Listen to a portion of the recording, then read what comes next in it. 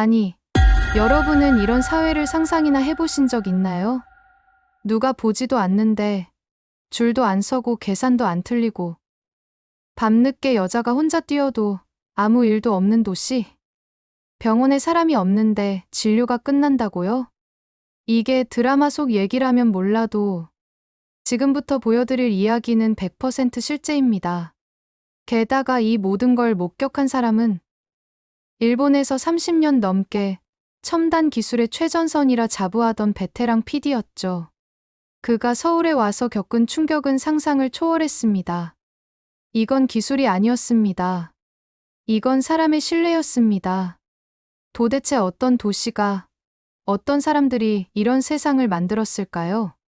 그리고 이 이야기는 왜 지금 당신에게도 중요한 걸까요? 바로 지금 사연을 들어보겠습니다. 그 전에 잠깐, 좋아요와 구독은 큰 힘이 됩니다. 솔직히 말씀드리면 처음엔 화가 났습니다. 아니, 이 말도 부족하군요. 당황스럽고 혼란스럽고 동시에 뭔가 뒤통수를 얻어맞은 듯한 기분이었습니다. 이건 말이 안 돼. 저는 모니터를 바라보며 혼잣말을 중얼거렸습니다. 제 이름은 다카시 모리야마. 올해로 56살이 된 저는 도쿄에 위치한 영상 콘텐츠 제작사 루크스에서 30년 넘게 다큐멘터리 프로듀서로 일하고 있습니다. 사회 시스템, 첨단 기술, 도시 인프라, 시민의식 이런 주제에 대해 누구보다 진지하고 또 냉정하게 접근해온 사람이라고 자부해왔습니다. 그러니 저희 딸, 교환학생으로 한국에 간 아야카가 찍은 3분짜리 브이로그 하나가 제 머릿속 질서를 완전히 흔들어버릴 거라고는 상상조차 하지 못했죠. 그 영상은 말 그대로 폭발적이었습니다. 출국 직전, 아야카가 장난처럼 올린 영상이었죠.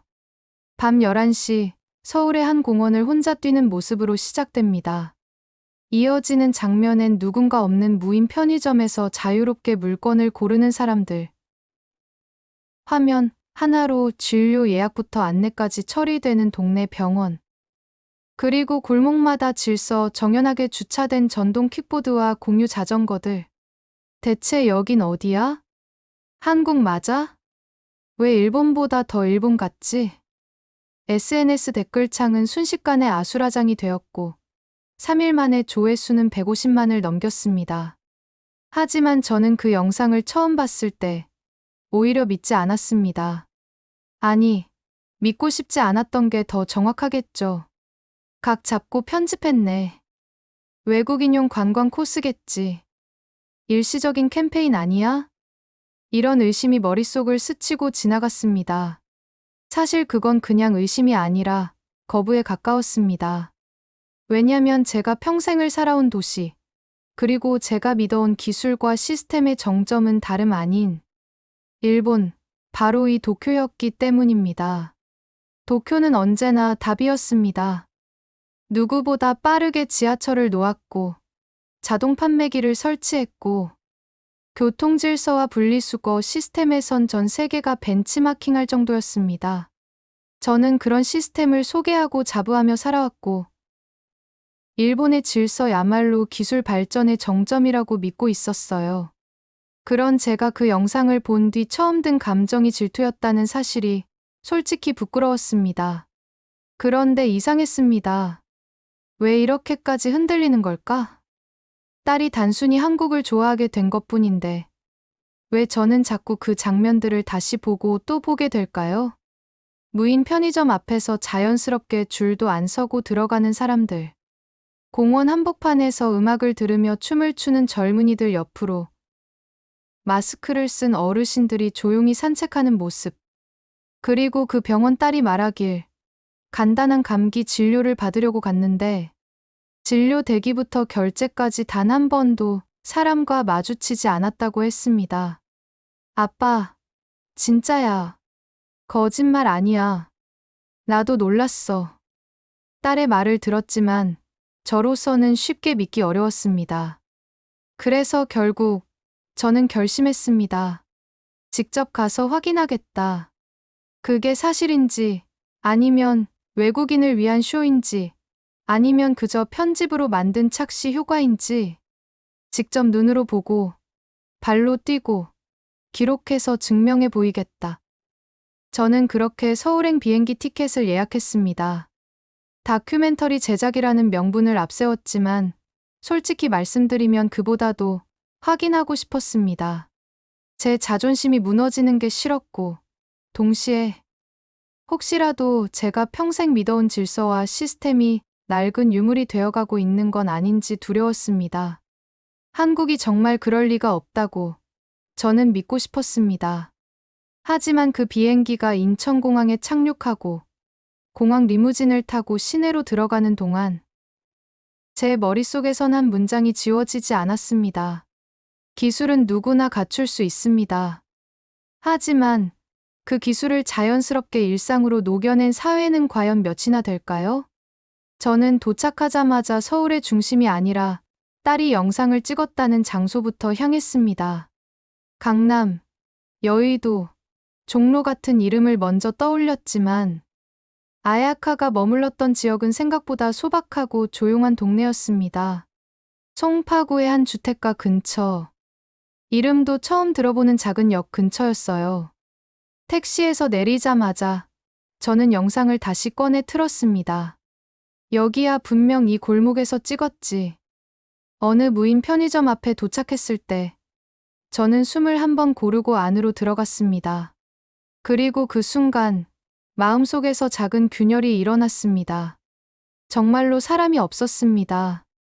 점원도 안내인도 없이 모두가 조용히 들어와 물건을 고르고 계산대로 향합니다. 그런데 더 놀라웠던 건 그 다음이었습니다. 계산이 끝난 사람들은 영수증조차 챙기지 않고 가볍게 문을 밀고 나가더군요. 잠깐, 아무도 의심하지 않는 걸까요? 무단으로 가져가는 사람은 없을까? 누가 가격 바꿔치기 하면 어쩌지?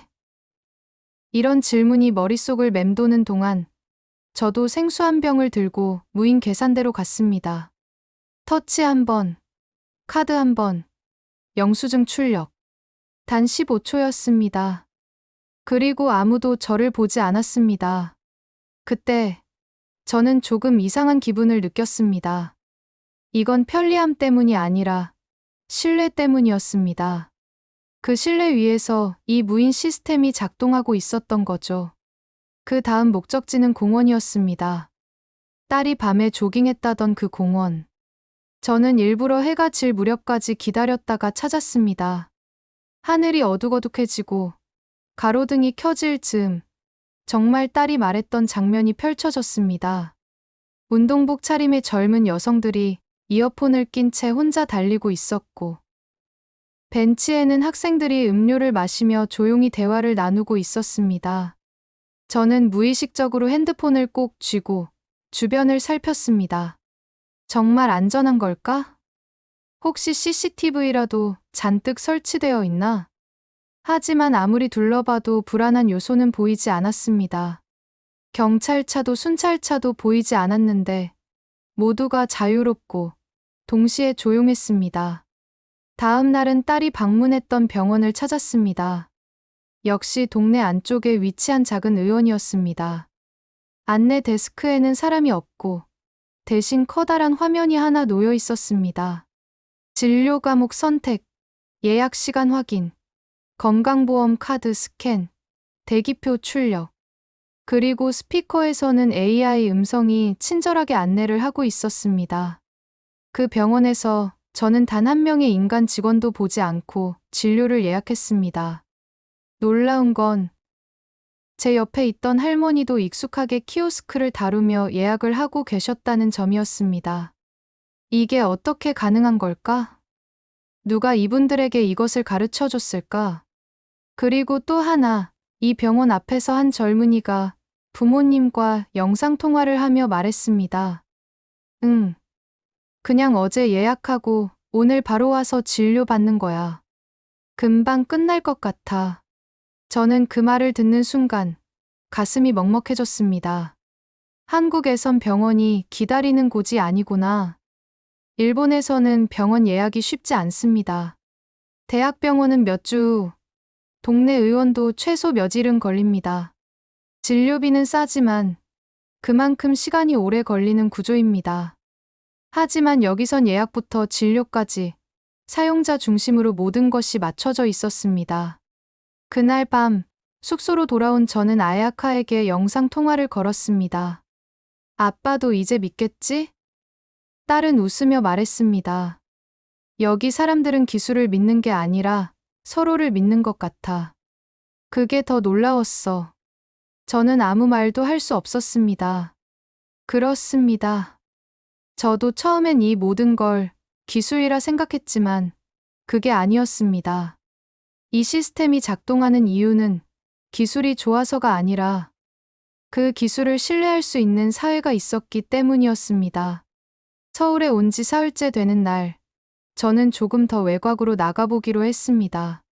중심가야 그렇다 쳐도 서울이라는 도시 전체가 정말 이렇게 움직인다면 그건 단순한 시스템 개선이 아니라 사회 전체의 기본값이 달라졌다는 의미일 테니까요. 전철을 타고 양천구의 한 지역으로 향했습니다. 역 이름도 생소했고 지도를 보아도 특별한 관광지가 있는 곳은 아니었습니다. 하지만 딸이 말하길 서울의 진짜 일상은 이런 곳에서 더 확실히 느껴진다고 했기에 직접 확인하고 싶었습니다. 도착하자마자 눈에 띈 건 길거리에 아무렇게나 세워진 공유 전동 킥보드들이었습니다. 솔직히 말씀드리면 처음엔 굉장히 지저분해 보였습니다. 줄도 안 맞춰 있고 가지런히 세워져 있는 것도 아니었어요. 그런데 이상하게도 사람들은 그 킥보드들을 불편해하지 않았습니다. 오히려 어떤 이는 자연스럽게 그 킥보드를 옮기고 어떤 이는 자기가 쓸 킥보드를 QR코드로 바로 대여하고 타고 사라졌습니다. 일본에서였다면 이런 광경은 쉽게 보기 어렵습니다. 공용 물건을 그렇게 아무데나 두고 다닌다는 것은 누군가 곧바로 훼손하거나 치워버리거나 민원이 발생할 일이거든요. 그런데 여기선 누구든 쓸 수 있지만 아무도 훼손하지 않는 신뢰의 구조가 눈앞에 펼쳐져 있었습니다. 심지어 한 장면에서는 제가 놀라 입을 다물 수 없었습니다.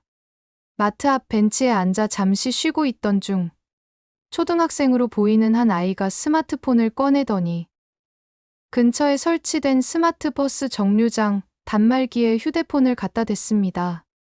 그리고 3분 정도 기계 앞에 서서 화면을 보더니 어느 방향으로 가는지 결심한 듯 걸어가기 시작했습니다. 호기심이 발동해 단말기를 살펴보았더니 다음 버스 도착 시간, 노선 경로, 탑승 후 예상 도착 시간까지 마치 공항의 항공편 전광판처럼 상세하게 안내하고 있었고 모든 정보는 실시간으로 연동되고 있었습니다. 대체 이건 누가 기획한 걸까? 이게 정말 전국적으로 가능할까? 이 모든 시스템을 시민들이 이렇게 잘 사용할 수 있는 이유는 뭘까? 질문은 꼬리에 꼬리를 물고 이어졌고 저는 마치 탐정처럼 이 도시의 구석구석을 다녀보기 시작했습니다. 그 과정에서 만난 작은 놀라움들이 점점 하나의 거대한 그림을 완성해 나갔습니다. 편의점 앞 무인 택배함 누구나 비밀번호만 입력하면 본인의 물건을 꺼낼 수 있게 설계. 동사무소 키오스크 3단계 만에 주민등록등본 발급 완료. 버스 하차 벨에 붙어있는 QR코드 민원이나 불편사항 즉시 전달 가능. 그 어느 곳에서도 감시자는 없었습니다. 그럼에도 불구하고 모두가 자신의 자리를 지키고 있었고 시스템은 사람을 신뢰하고 사람은 그 신뢰를 당연하게 여기는 듯했습니다. 저는 점점 헷갈리기 시작했습니다. 이게 가능한 이유는 뭘까? 기술이 더 뛰어나서일까? 아니면 우리가 놓치고 있는 무엇인가가 있는 걸까? 그날 밤 숙소로 돌아오는 길, 지하철 안에서 한 장면이 저를 완전히 멈춰 세웠습니다. 2명의 학생이 제 앞 좌석에 앉아 조용히 이야기를 나누고 있었는데 그중 한 학생이 가방에서 뭔가를 꺼내자 반대편에 앉아있던 아주머니가 이렇게 말했습니다. 그건 여기서 하면 안 돼요. 이 칸은 조용히 있는 칸이에요. 학생은 놀란 듯 고개를 끄덕이고 그 물건을 다시 넣었습니다. 아무런 충돌도 반박도 없었습니다. 그저 이 공간은 이렇게 사용하는 것이 맞다는 비언어적 약속이 있었고 그 약속이 위반될 때 누군가는 조용히 지적하고 다른 이는 받아들이고 있었습니다. 그 순간 저는 깨달았습니다. 한국 사회의 진짜 강점은 기술이 아니라 그 기술을 질서로 받아들이는 시민들이었고 그 질서 위에 쌓아 올린 작은 신뢰의 반복이 만든 거대한 구조였습니다. 서울이라는 도시는 더 이상 기술의 진보를 자랑하는 곳이 아니었습니다. 그보다는 기술이 사라진 것처럼 느껴질 만큼 당연한 시스템을 가진 사회였어요. 그리고 저는 더 이상 말문을 닫을 수가 없었습니다. 서울에 온 지 엿새째. 그동안 저는 강남의 고층 빌딩부터 골목길의 무인 가게, 외곽의 주민센터와 지하철역까지 다양한 장소를 직접 확인하고 기록했습니다. 솔직히 말하면 이미 제 안에선 어느 정도 결론이 나 있었습니다. 한국은 기술의 최전선에 있으면서도 그 기술을 일상화하는 데 성공한 몇 안 되는 사회다. 그런데 이상했습니다. 왠지 모르게 너무 매끄러웠습니다. 불편함이 거의 없었고 갈등도 없었습니다. 그 순간 아주 인간적인 의심이 고개를 들었습니다. 이건 어디까지가 진짜일까? 혹시 내가 외국인이라 일부러 이렇게 친절하게 대하는 건 아닐까? 서울이라는 도시가 너무 잘 꾸며진 쇼윈도는 아닐까? 그 의심은 의외로 빠르게 현실이 되었습니다. 하필이면 제가 제일 기대하고 있던 장소에서요. 서울에서 마지막 일정으로 잡은 곳은 한 유명한 백반 식당이었습니다. 딸이 서울에서 제일 감동받았던 곳이라며 아빠는 음식보다 그 식당의 분위기를 꼭 느껴봐야 해 라고 추천해준 곳이었죠. 점심시간을 살짝 넘긴 오후 2시경. 그 식당에 도착했을 땐 손님이 그리 많지 않았습니다. 홀을 정리하던 아주머니 한 분이 2인용 자리에 앉으세요 라고 말하곤 바쁘게 움직이고 계셨고 주문도 메뉴판도 따로 없었습니다. 그냥 백반 하나요 라고 말하면 반찬이 줄줄이 나오는 시스템이었죠. 처음엔 이것도 한국적인 간결함인가 싶어 감탄했지만 문제는 식사가 시작되고 나서였습니다. 반찬이 차려졌고 밥과 국도 나왔습니다. 그런데 옆 테이블에서 어떤 어르신이 제 쪽을 슬쩍 보더니 이렇게 말했습니다. 왜, 입에 안 맞아요? 안 드시네. 저는 깜짝 놀랐습니다. 그분의 표정에는 호기심도 약간의 불쾌감도 섞여 있었고 그 순간 주변의 몇몇 시선이 제게 쏠린 걸 느꼈습니다. 사실은 그날 점심 무렵부터 제 속이 조금 좋지 않았습니다. 며칠간의 일정 속에서 불규칙한 식사와 과로가 겹쳐졌고 음식 냄새에 쉽게 손이 가지 않았던 상태였죠. 하지만 그걸 설명하자니 어색했고 그저 괜찮습니다. 라고만 말하고 고개를 숙였습니다. 그 순간 아주머니가 다가오더니 한마디를 툭 내뱉었습니다. 그래도 남기면 예의가 아니죠. 딱딱한 말투였고 얼굴엔 친절한 미소 하나 없었습니다. 그 순간 저는 충격을 받았습니다. 그래, 이게 진짜지. 역시 사람 사는 데는 어디나 똑같아. 결국 외국인에게 친절한 건 보여주기였어. 서글픈 감정이 확 밀려왔습니다. 제가 느꼈던 모든 감탄이 허물어지는 느낌이었습니다. 기술도 시스템도 결국 사람 앞에선 무너지는 건 아닌가. 그런 생각이 들었죠. 하지만 바로 그때 놀라운 일이 벌어졌습니다. 제 맞은편 테이블에 앉아 계시던 중년 남성이 조용히 일어나더니 그 아주머니에게 다가가 작게 말을 건넸습니다. 저분, 일본에서 다큐 찍으러 오신 분이에요. 며칠간 일정 때문에 속이 좀 안 좋으시답니다. 그리고 저를 향해 웃으며 말했습니다. 괜찮습니다. 한국 사람이라고 다 잘 먹는 건 아니에요. 그제야 저는 입을 열 수 있었습니다. 죄송합니다. 몸이 좀 안 좋아서. 아주머니는 제 얼굴을 한 번 더 바라보더니 고개를 끄덕이고 말했습니다. 그랬구나. 미안해요. 우리 집은 손님이 밥 남기면 괜히 걱정이 되어서 그랬어요. 그 이후 추가로 따뜻한 미역국이 한 그릇 나왔습니다. 그 어떤 기술도 AI도 키오스크도 없던 이 식당에서 저는 서울이라는 도시가 보여준 것 중 가장 인간적인 순간을 경험했습니다. 그날 식당을 나서면서 저는 다시 질문했습니다. 이 도시를 움직이는 진짜 동력은 무엇일까? 그리고 답은 분명했습니다. 누가 보든 안 보든 신뢰를 기반으로 행동하는 사람들. 그 신뢰는 시스템을 만들고 그 시스템은 기술을 담아내며 기술은 이제 보이지 않게 작동하고 있었습니다. 서울에서의 마지막 날 아침, 숙소의 작은 테이블에 앉아 저는 한참 동안 펜을 들지 못한 채 멍하니 노트북 화면을 바라보고 있었습니다. 일주일 동안 찍은 영상 파일은 수십 개, 기록한 메모는 수백 줄이 넘었지만 이 모든 것을 어떻게 정리해야 할지, 어떤 메시지로 엮어야 할지 머릿속이 복잡했습니다. 기술의 도시 서울, 무인 시스템이 만든 일상, 편리함을 넘는 질서, 이런 제목 후보들이 문득문득 떠올랐지만 결국 다 지웠습니다. 왜냐하면 제 마음속에서 계속 떠오르는 한 문장이 있었기 때문입니다. 한국은 이미 기술을 넘은 사회를 살고 있다. 돌아가는 비행기 안. 저는 창밖으로 점점 멀어지는 서울의 야경을 바라보며 그 문장을 천천히 되새겼습니다. 그리고 마음속으로 일본의 거리를 떠올렸습니다. 고층 빌딩, 정시운행 지하철, 줄을 맞춰 걷는 시민들. 겉으로 보기엔 완벽한 질서, 철저한 시스템. 하지만 어쩐지 그 모든 것이 두려움에서 비롯된 건 아닐까 하는 생각이 들었습니다.